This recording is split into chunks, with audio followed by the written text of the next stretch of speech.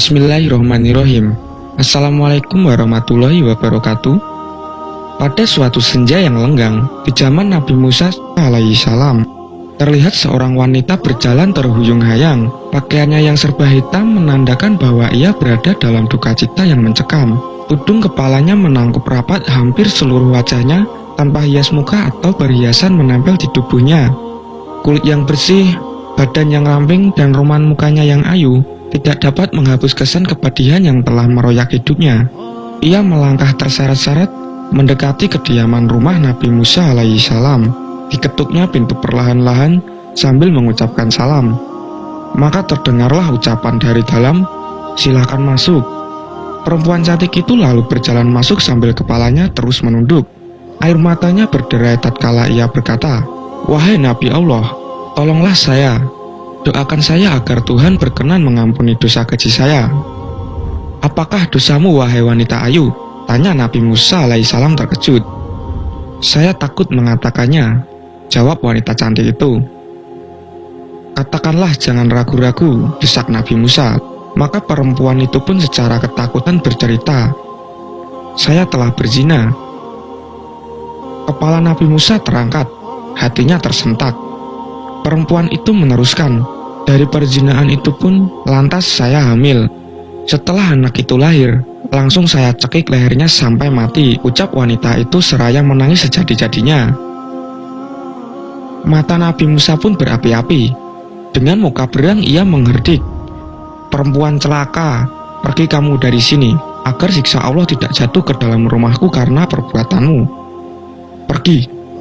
teriak Nabi Musa sambil memalingkan muka karena jijik. Perempuan berwajah ayu itu dengan hati bagaikan kaca membentur batu, hancur luluh segera bangkit dan melangkah surut. Dia menangis terangguk-angguk dan keluar dari rumah Nabi Musa alaihissalam. Ratap tangisnya amat memilukan. Ia tidak tahu harus kemana lagi hendak mengadu. Bahkan dia tak tahu kemanakah kakinya untuk melangkah. Bila seorang nabi saja sudah menolaknya, bagaimana pula manusia lain bakal menerimanya? Terbayang olehnya betapa besarnya dosanya, betapa jahatnya perbuatannya. Sepeninggalannya, malaikat Jibril turun mendatangi Nabi Musa.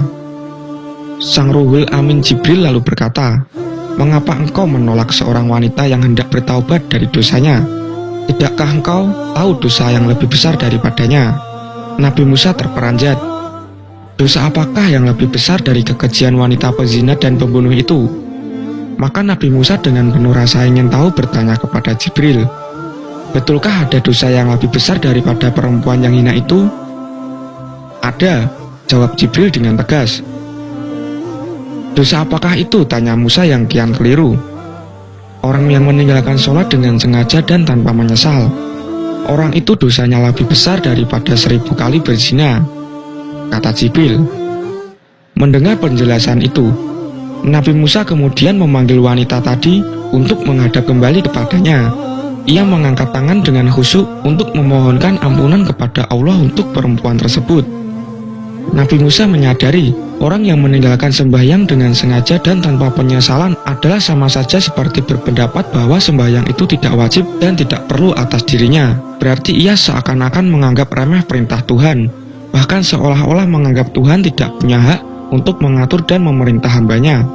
Sedangkan orang yang bertaubat dan menyesali dosanya dengan sungguh-sungguh berarti masih mempunyai iman di dadanya dan yakin bahwa Allah itu ada di jalan taatnya kepadanya. Itulah sebab Tuhan pasti mau menerima kedatangannya. Dalam hadis Nabi SAW disebutkan, orang-orang yang meninggalkan sholat lebih besar dosanya dibandingkan dengan orang yang membakar 70 buah Al-Quran, membunuh 70 nabi, dan bersetubuh dengan ibunya di dalam Ka'bah. Dalam hadis yang lain disebutkan bahwa orang yang meninggalkan sholat sehingga terlewat waktu, kemudian ia mengodoknya, maka ia akan disiksa dalam neraka selama 1 hukub. 1 hukub adalah 80 tahun. 1 tahun terdiri dari 360 hari, sedangkan 1 hari di akhirat perbandingannya adalah 1000 tahun di dunia. Demikianlah kisah Nabi Musa dan wanita pezina dan 2 hadis Nabi.